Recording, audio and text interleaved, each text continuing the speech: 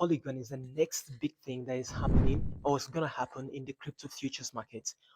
In this video, I'm going to be doing a top-down analysis of Polygon, the Polygon USDT Perpetual contract, and I'm going to tell you why I believe Polygon is going to be the big deal. So please stick to the end of this video and remember to like, subscribe, and share this video. So before we get started, Polygon is a layer 2 asset built on the Ethereum network, and in the past it's been called Matic. 2 years ago it was changed from Matic to Polygon, and it is known for a couple of things, one of them being its speed, transaction fees, and very low gas fees, and a stable ecosystem. So I believe that something is going to happen, and I'm going to show you in the charts. I'm not just going to talk, I'm going to analyze the charts profoundly and try to explain to you why I think that this asset is going to be the next big thing. So please click on this video and stay till the end. So let's get into analyzing this Polygon perpetual contract. What I love to do when I want to analyze my market is to just keep everything simple, keep everything seamless and smooth. And I don't love to overcomplicate. I don't like to overcomplicate my analysis. So I just pick 4 things and I look at these 4 things over and over again in different time frames and try to see if there is a relationship between them that actually gives me or supports my bias. If they don't support my bias, then I believe my bias was wrong and I probably stay away from that trade, or I look for what is the most conspicuous bias in the market. And I'm going to share those 4 things with you as I analyze this Polygon perpetual contract. First thing is that I love to do a top-down analysis by going through the higher time frames, analyzing and seeing the relationship in that time frame, and now transferring that relationship to the lower time frames, where I'm gonna definitely would want to execute or take my setups. So for this Polygon chart, I'm starting with the weekly time frame. The idea here is not exactly to take a trade, but to understand how this asset has been performing in a broader perspective or in a broader sense over the years and over the months and over the weeks. So like I said in my introduction, Polygon is a layer 2 it's a layer 2 asset. It's built on the Ethereum blockchain, and it is known for its very fast transactions. It is known for its speed. It is known for its lower gas fees, and most importantly, it's known for its stable ecosystem. And over the years, Polygon has been performing very well, even when it was called Matic. Around July, August of 2024, it was changed from the name Matic to Polygon, and that change happened right here, as we can see here. So this is the weekly time frame, and this is when it was changed. And what I'm seeing automatically here is that there was a little bit of pullback from when it was launched. It pulled back from 0.4 to 0.4 zone, and it came down to the 0.2 zone, and then from the 0.2 zone it peaked and it appreciated in price up to the 0.7 zone. And after that, I think that would be the last substantial upward movement we saw for Polygon. And after that, it's been a series of dumps and made a little bit of chop here, came down again and made this double top pattern, and it's been dumping ever since and selling up to this point where we are today. So this is a bigger picture. I'm just going to zoom in a little bit so we can see it more clearly.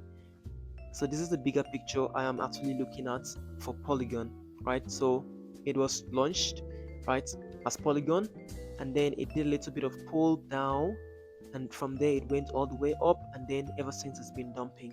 But although it's been selling, we can actually pick out some very key movements, or let's say patterns in this, and that leads me to the very first thing of my number 4 of my list of 4 things that I do when I'm analyzing the market. So the first thing I do is to look for a candlestick pattern. I have seen that in recent years over the time, traders are now disregarding the importance of the candlestick anatomy when they are making their analysis. I believe, however, that the candlestick pattern is a very key or very integral part of the analysis if you want to be a successful trader.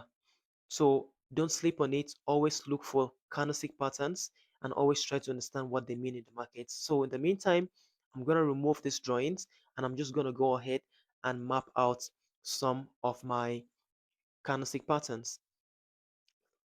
Now, the candlestick pattern I'm actually seeing in this chart is a very important one, and it's actually known for a strong reversal power. And it's no other one than the morning star candlestick pattern. The morning star candlestick pattern is actually can be identified by its three candlesticks. The first one is going to be the one on the left, which is a bearish candlestick, as we can see here. And the next one is going to be a smaller candlestick right in the middle, which can be any sign. It could be a bearish candle, it could be a bullish candle, but it has to be significantly lower than the candle before it. And right after that small candle is going to be the next one, which is going to be an engulfing candle, which basically shoots above the smaller candle in the middle. Put together, those three candles form the morning star candlestick pattern, and there are signs, and they are known to be signs of reversals.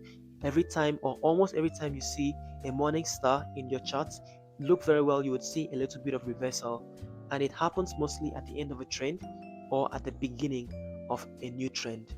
In this case, I'm just going to go ahead and map out all the morning stars that I've seen in this chart in the weekly time frame, and then I'm going to explain how they have actually been an influence to the markets. All right, so these are all the morning star patterns that I can actually spot from the weekly time frame for this Polygon Perpetual USDT contract. The first one is right here when there was a reversal, where after it was changed from Matic to Polygon, it did a little bit of pullback, and then from there it went all the way up. And let's see what happens every time this candlestick forms. Let's see, I'm just going to use the path just to map out. So it formed here at around 0.28. This is when this asset was changed from Matic to Polygon, and then what happened right after? It shot up to 0.7, and now it formed again here, this time at the zone of 0.1, and right after that what happened is shot up to 0.18, and now we are seeing that same pattern again, all happening in the recent time. So I'm not going to take any trade, I'm not going to draw any more lines, I'm just going to go right down into a lower time frame and see if I can try to spot very key patterns. So number two is, after you've spotted the candlestick patterns, you need to go to a different time frame, mostly a lower time frame, and you look for a key chart pattern. Chart patterns are just repeatable movements that the market has made over time, that it's actually a source of liquidity, and it's actually a source of truth to validate your bias. In this case, I can already see a chart pattern, so I'm just going to go ahead and remove this big circle so we can actually see everything clearly. What I can actually see here now is a series of highs and lows. This is a high, this is a low, this is a high, this is a low, this is a high, this is the low, and now we are trying to form another high. What this tells me is that there is a pattern and there is a trend, and in this case we were in a strong bearish trend. This is in the daily time frame, so I can as well draw a trend line just to map out to this trend. So I'm going to click from the tip of this lower high, connect to the next one, and then connect all the way to the last one where we are right now. And as we can see now, we have formed a chart pattern called, or known as, the falling wedge chart pattern. And the falling wedge chart pattern is a very significant reversal pattern. Every time you see a falling wedge in a bear market, most of the times it's going to reverse and it's going to go in the opposite direction and become bullish. What it means is that the buyers are actually getting into the market and they are forcing that trend and reversing that trend to the opposite direction. So I'm just going to go ahead now and remove this path so we can see it clearly. Right, so as you can see here, every time the market reached this trend line, every time the candlestick reached this trend line, there was a pullback, right? So I'm just going to go ahead and map them out with my circles so we can see. So it touched here, there was a pullback all the way down, and then it came here, touched that trend line again, and there was a pullback, and now it has touched this trend line one more time, and we don't seem to see a pullback. And the reason why we're not seeing a pullback is because most of the times after after the third touch on that trend line, there's bound to be a breakout. As we can see here, the market is looking as if it's going to break this trend line. That is simply because we are actually looking at the market correctly. We're not trying to force this trend line. We're not trying to manipulate this trend line. We're just letting the market sit and fit into what we are trying to do. We are not trying to force our way into the markets. So beautifully, looking at this, I can actually think and maybe have a 90% assurance that I'm actually bullish on these assets, right? But it doesn't stop there. I'm still going to go down now to a lower time frame and map the zones. So that's how I analyze. So the third thing now is just going to go down, just to go down and go to the 4-hour time frame. Since this was just a daily time frame, let me go to the 4-hour time frame and map out my zones. What this does is that when I map my zones in this 4-hour time frame, I am already thinking of executing or taking a setup, right? And these zones are just very plain zones of support and resistance, because definitely if we have a trend line like this, we should be expecting, of course, a support around or a resistance around. So I'm just going to look for the nearest resistance, which is going to be, let's see. Awesome. I can take this as my resistance zone, because I can see now that every time the price gets to this zone, it actually bounces back. So that can be my resistance zone. Let's see if this is actually true. I'm going to draw a path on it. So there was a reaction here. The market came and tested this part and went all the way down. See, it was actually a very sharp decline. And then it went back up, right? It went back up. Um, and then touched here, right, and went all the way down. Ignore all the choppy things. I'm just gonna go with what is happening, and then we tested it, and then also went back down, right? Went all the way down here, and this is where we now see a peak that goes and forms this our bearish trend, which we are actually trying to trade off. So that is a key resistance zone. What I can do now is now to take my setup. So I'm just gonna go and look for a long setup by expecting the market to break out of this zone and then retest this zone, and then I can now pick my trade. The reason is because most of the times when the market breaks out of a trend line, it doesn't exactly go very spiky in the bullish direction. It does a little bit of chop here and there, and then it tries to retest the nearest support and then picks the momentum from there and continues in the upward direction. So I'm going to draw a path of what is likely going to happen.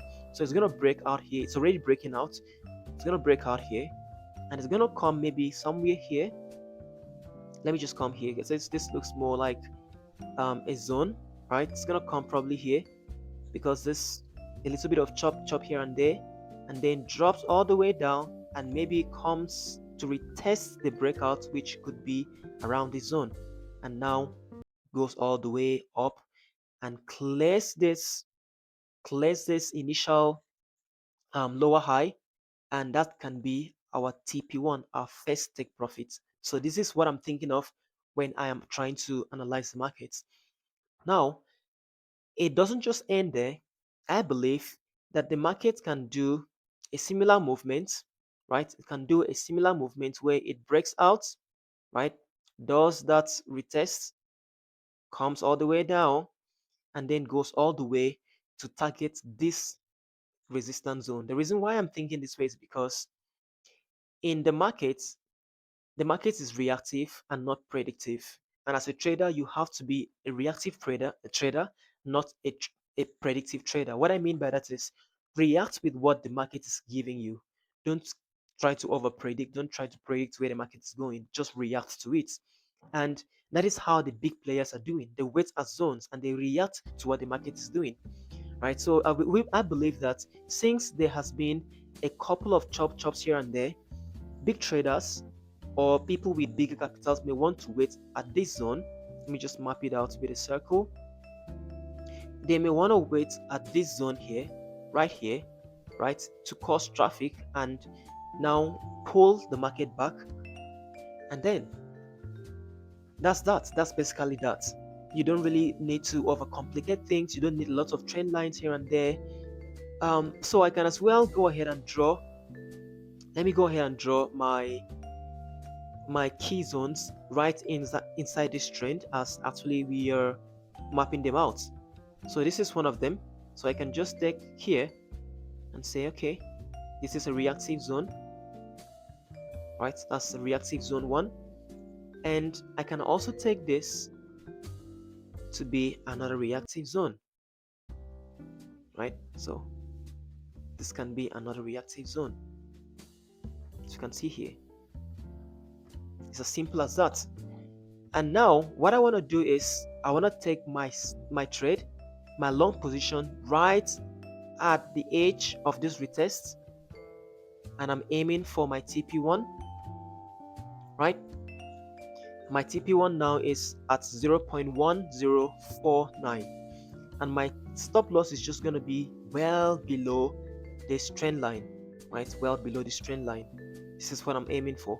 As you can see, I am not risking too much for a stop loss, and I'm not over exaggerating my take profits. I am being reasonable, and I'm being very clean with my setup. So let me zoom in a bit so we can see what I am talking about here. This is my TP1. Let me just reduce this. Now my TP2 is just going to be similar, right? It's just going to be similar, same area, the same zone. And I'm going to aim for that reactive zone where I believe people are going to wait to sell. I'm going to still have the same stop loss. Nothing changes. And yeah, definitely that is how I analyze the market and I decide to take my trade. So this is clear, this is clean, this is a repeatable pattern, a repeatable technique that you can use anytime to analyze whichever market. So this is what I'm looking at, and this is my bias for Polygon. Apart from that, looking at the bigger picture, if you remember when we were looking at the higher time frame, the weekly time frame, what we saw was that every time there was that candlestick pattern which we mapped out, what we saw was that there was some sort of movement in the upward direction. So I would expect not only will the futures traders benefit from this analysis, but the spot traders as well. So spot traders are those who are buying and holding the Polygon assets for a long term.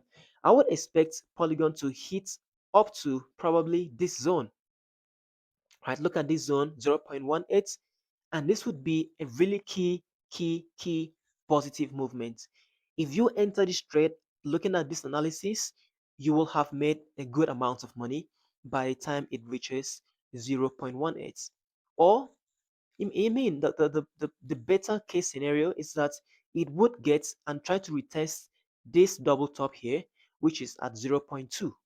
So this is my long-term bias, but for now I'm keeping it at a very realistic zone. I'm not over exaggerating anything. I'm not trying to overextend my analysis. I'm showing you what exactly the chart pattern is showing me and what I believe has been a proven strategy over the years. So if you're watching this video and you think this would be a trade that you want to take, this is not a financial advice, but this is something that I've actually seen and I believe works. So please go ahead and like this video, subscribe to this channel, and turn on the notification bell so you can actually get more valuable content such as this one. And if this video makes sense to you, please drop a comment. And if you take this trade and you win this trade, please remember to come back to this video and give a shout out. Until next time, remember to stay very resilient, continue to push yourself, and continue to be better at whatever you do. So this is my call for Polygon. Polygon is on the bullish move. I believe you should tap into it. Until next time, bye.